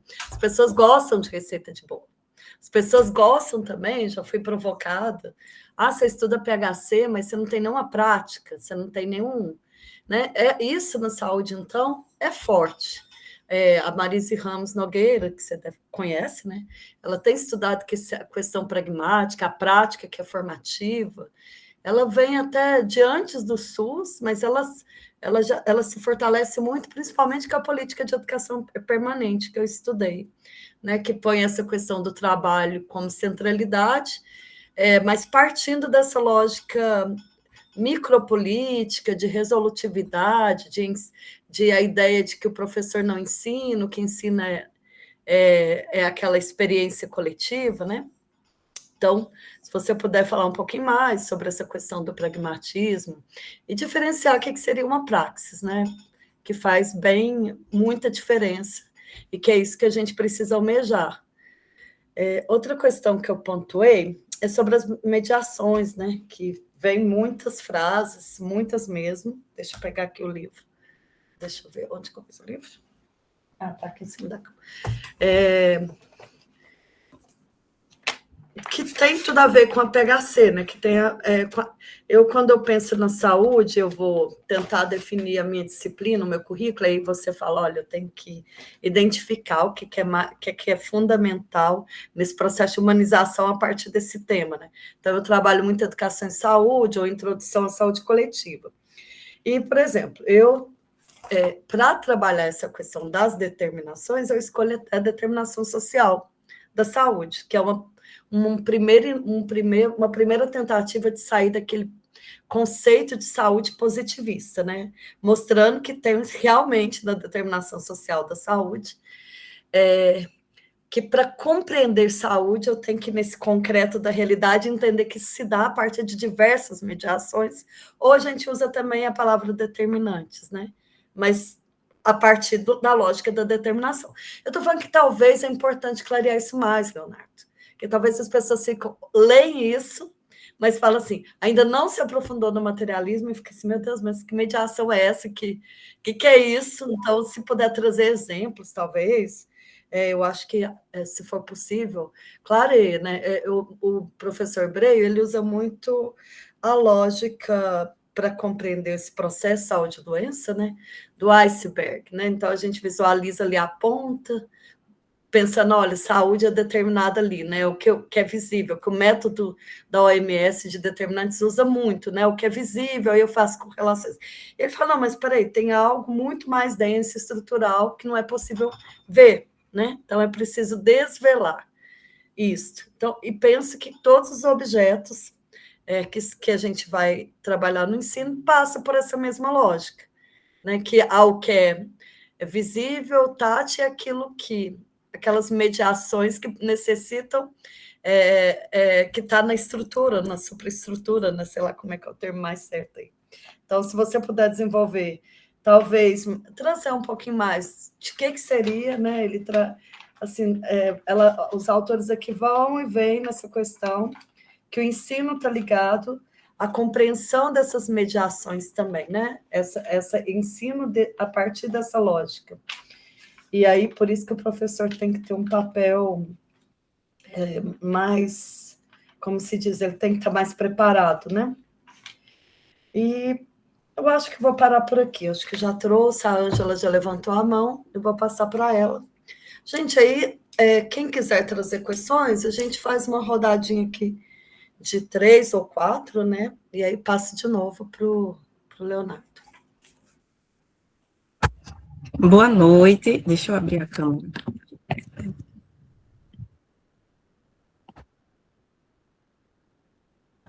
Eu acho que tá.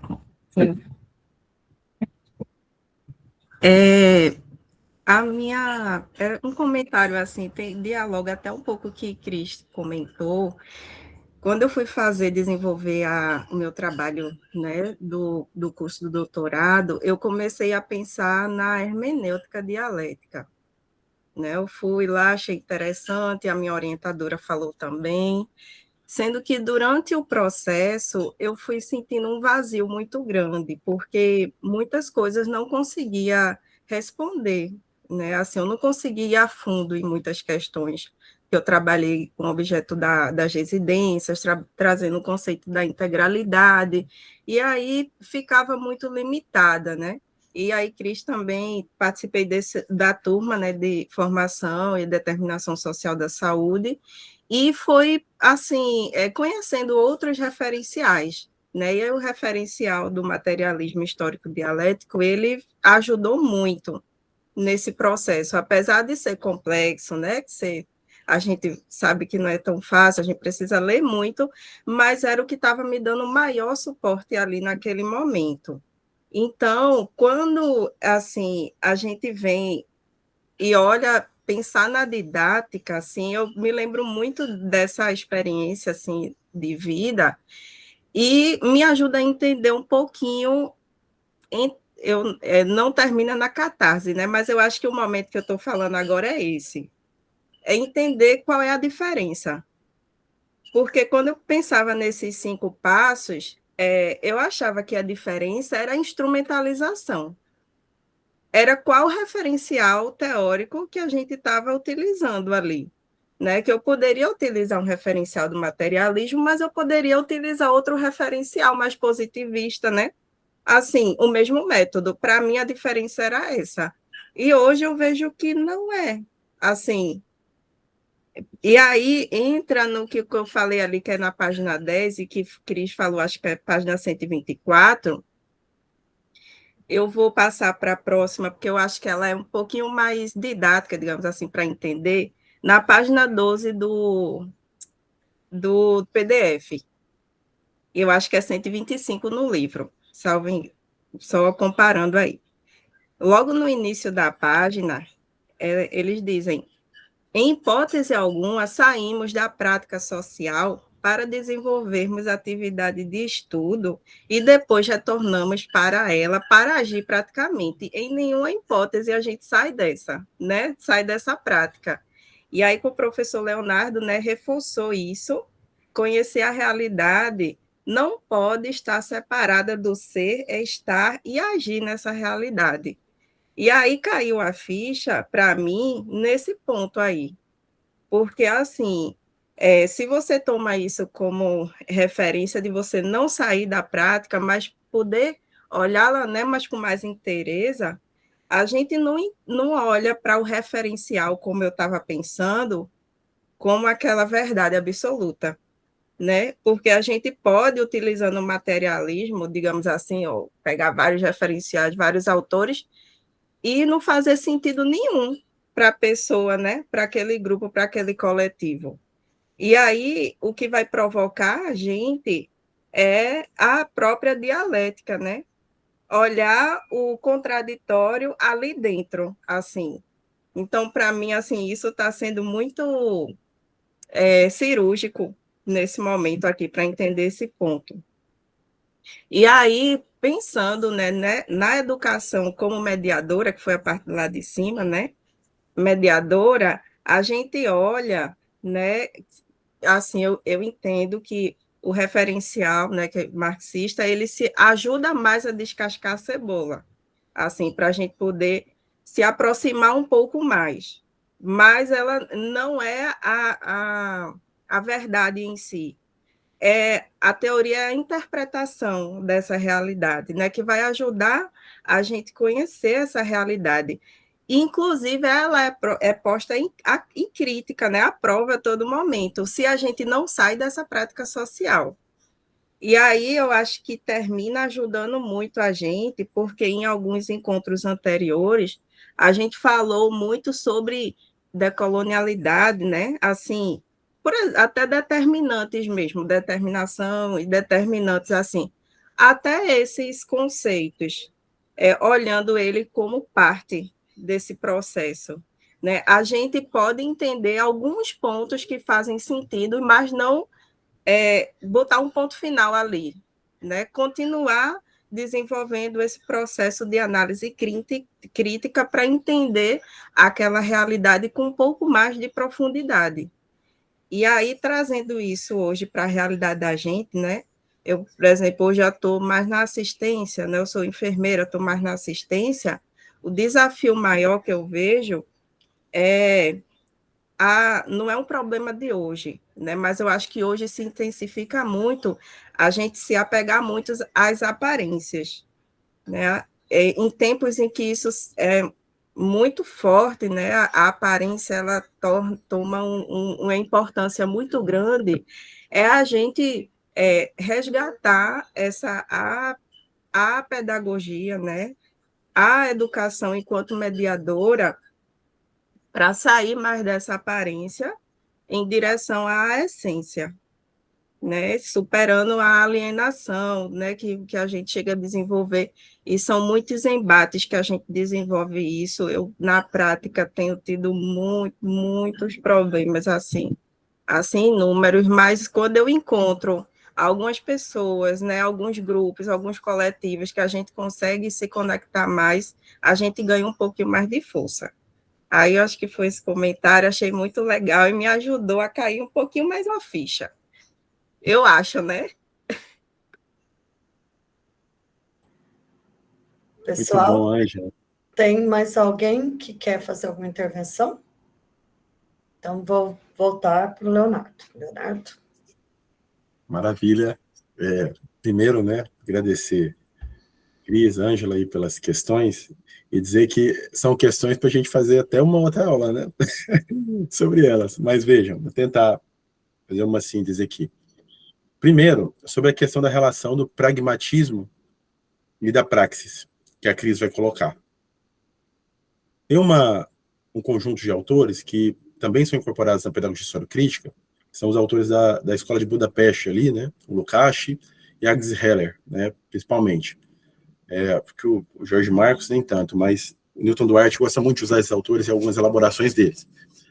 A Agnes Heller, ela tem uma teoria, Cris, a Cris conhece já, né, que é a teoria do cotidiano, que ela vai nos mostrar como que o cotidiano atravessa a nossa constituição enquanto sujeito.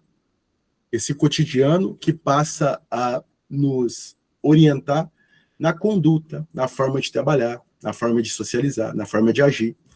E esse bojo de teorias pedagógicas que defendem uma aprendizagem na prática, se você no chão da sala de aula que você vai aprender a dar aula, trabalhando no postinho de saúde você vai aprender a ser enfermeira, botando a mão na massa que você vai virar um bom profissional. Eles relegam a formação do trabalhador ao trabalho cotidiano. Vejam, o cotidiano vai forjar esse tipo de trabalhador. Só que a gente desconsidera, essas teorias desconsideram, e Agnes Heller faz essa crítica, né? Que essas teorias que relegam a formação do indivíduo ao cotidiano, ao pragmático do fazer, elas desconsideram que as relações cotidianas no modo de produção capitalista são relações alienadas, onde o indivíduo está subjugado a relações que vão afastar-lhe, né, do seu produto de trabalho, do processo do seu trabalho, dos outros seres humanos, do legado humano genérico, porque quem trabalha em escala 6:1 e trabalha 10 horas por dia, 12 horas por dia, não tem tempo para estudar, para ler, para viver, para lazer, para pensar. Afasta esse indivíduo das próprias relações sociais com outros seres humanos. Então, as relações cotidianas de trabalho, ao mesmo tempo que ensinam uma parte, né, da prática, você vai aprender a arrumar seringa, vai aprender enfim, as relações mais procedimentais, né, ela limita a possibilidade do desenvolvimento desse trabalhador em outros patamares.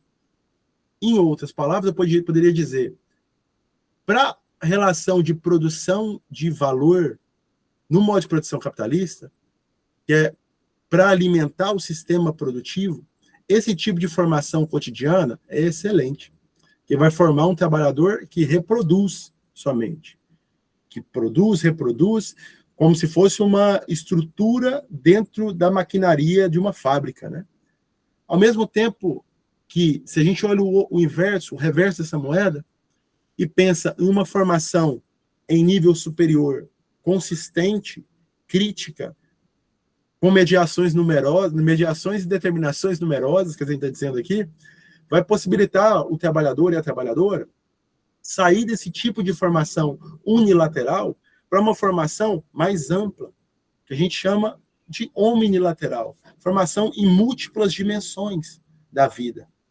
Porque o trabalhador, seja no campo da saúde, no campo da educação, no campo das ciências agrárias, enfim, qualquer tipo de trabalhador, dono da barraquinha na feira ali, ele não tem que ser um trabalhador apenas que produz valor no sentido de produzir mais lucro para o modo de produção capitalista. Ele também tem que ser um indivíduo que vai se assumir enquanto dirigente. Um indivíduo que pensa sobre sua situação e tenta mudar essa situação dele e dos seus pares enquanto classe. Essa relação de formação pragmática cotidiana, ela orienta, ajuda em parte, mas ao mesmo tempo ela limita, porque ela relega o indivíduo a essa relação alienada de produção. Enquanto uma formação a nível superior, ou educação escolar formal, possibilita a busca por um processo de emancipação. Então, esse seria um ponto, para mim, determinante para a gente entender. Por isso que a gente diz que esse tipo de pedagogias, né, metodologia ativa, pedagogia das competências, são pedagogias hegemônicas, porque elas reproduzem uma relação hegemônica de trabalho, de existência, de vida, de sociedade. Enquanto pedagogias contra-hegemônicas é que colocam em xeque ou se contrapõem a essa lógica que está posta. Qual empresa, qual indústria que é um trabalhador letrado? É um trabalhador que é mão de obra. E se a gente pensa isso em articulação com as metamorfoses do mundo do trabalho, a gente consegue identificar ainda elementos mais estruturantes, né? Se lá no período da organização de gestão do trabalho fordista se preconizava um gorila mestrado, como diria o Taylor, né? Um trabalhador que apenas segue um fluxo, fazendo o seu papel ali dentro da divisão sociotécnica do trabalho, em tempos de acumulação flexível e toyotismo, se espera um trabalhador malabarista, né? Que faz tudo ao mesmo tempo, que consegue se autogerir, que consegue se imputar metas e seguir essas metas. Então, o tipo de modelo de trabalhador que se espera na produção é o tipo de educação que se espera para dar para esse tipo de trabalhador. Por isso, se você pegar os grandes conglomerados de educação, Nação Lema, Ayrton Senna, Itaú Unibanco, eles vão defender esse tipo de pedagogia. A pedagogia que forma na prática e pela prática.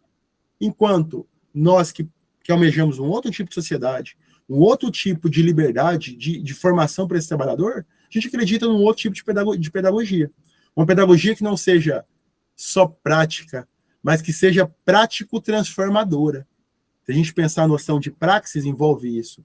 Essa relação subjetiva de abstração e prática de intervenção visando uma transformação. Resumindo a grosso modo, seria isso. uma ação no mundo que venha a transformá-lo e nos transformar ao mesmo tempo, né? Então, a primeira questão poderia dialogar nesse sentido assim, Cris, essa relegar o trabalhador ao cotidiano. E a segunda questão, sobre a mediação.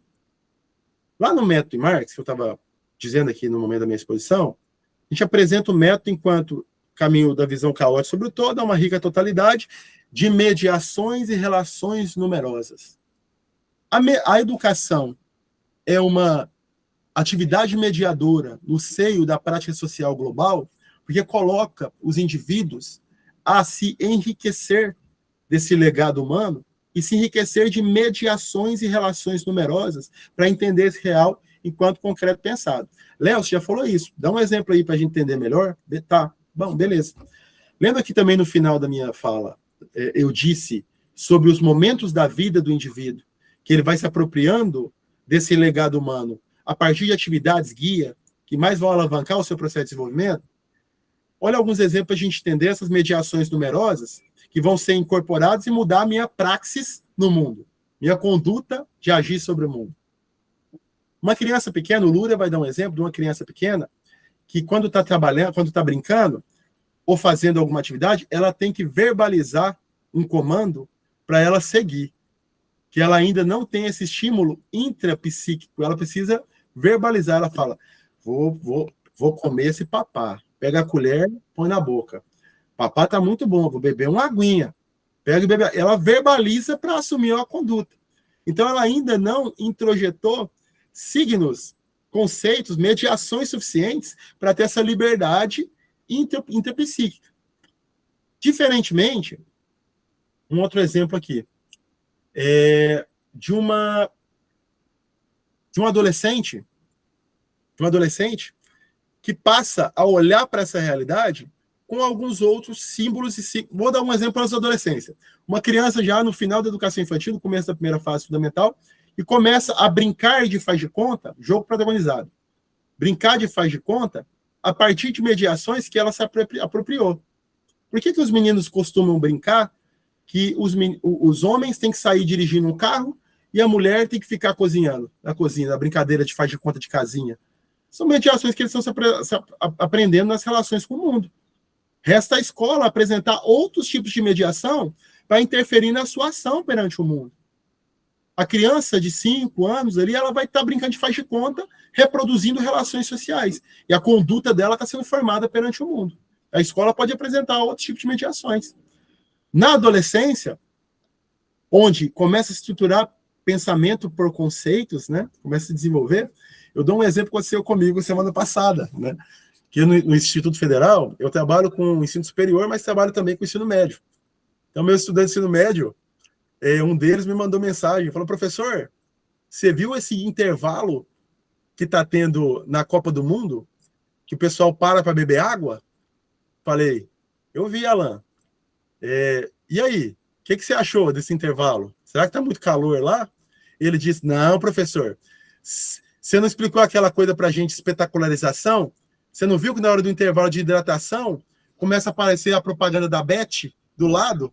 É para passar as bets. Então ele começou a olhar uma coisa da realidade a partir de uma noção conceitual que ele tinha estudado na disciplina de educação física, da espetacularização e mercantilização do esporte.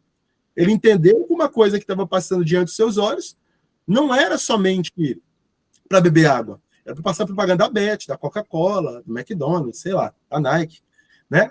Dos patrocinadores. Então é um intervalo a mais para o merchan. Ele entendeu isso. A partir de um conceito, ele olhou para a realidade e agora ele vai agir perante essa realidade de uma outra maneira, né? Ele vai entender essa realidade de uma outra maneira. E na vida adulta, da mesma forma. Um estudante que passa por Cristiane e entende a noção de determinação social em saúde, e um estudante que faz um curso EAD, que vai entender a noção de saúde somente pela noção da OMS, ou a noção do cotidiano, vão ser dois profissionais que vão intervir na saúde pública de uma maneira diferente. Uma com mediações mais numerosas e mais qualitativas, e outra com mediações mais próximas às mediações do cotidiano. Um vai reproduzir e o outro vai tentar transformar. Um vai ser pragmático e o outro vai tentar assumir uma praxis perante esse mundo do trabalho. Então, alguns exemplos para a gente pensar um pouco essa coisa de como a mediação do abstrato, dos conceitos, pode nos ajudar a intervir nesse mundo de uma outra maneira. Mas aí eu chamo a atenção de novo que não é só a mediação dos conceitos científicos, né? É um debate que a gente tem tentado realizar, porque também é necessária a mudança da posição axiológica perante o mundo. Há uma tendência de quem se aprende mais sobre o mundo, as contradições sobre o mundo, começa a enxergar esse mundo de uma outra maneira. É a história lá do rio do Heráclito, né? Se eu atravesso o rio, eu já não sou o mesmo, nem o rio é o mesmo.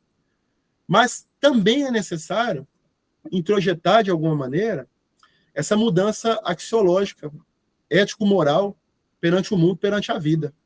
Defender o SUS, defender a saúde pública, por exemplo, é uma mudança de concepção perante o mundo, perante a vida. Né? Defender uma educação pública crítica é uma mudança de posição. Defender a diminuição da escala de trabalho, eu nem trabalho 6x1, mas eu defender o fim dessa escala porque tem outros trabalhadores que trabalham dessa forma, é uma mudança de posição perante o mundo, perante a vida. Né? Então, há que se ter um salto qualitativo na apreensão do real pela mediação dos conhecimentos científicos, mas também uma mudança de posição filosófica perante o mundo. Né? Então, acho que é um pouco disso e flerta um pouco também com o que Ângela nos disse. Se faltou alguma coisa, Ângela, pode chamar a atenção aí que a gente tenta dialogar.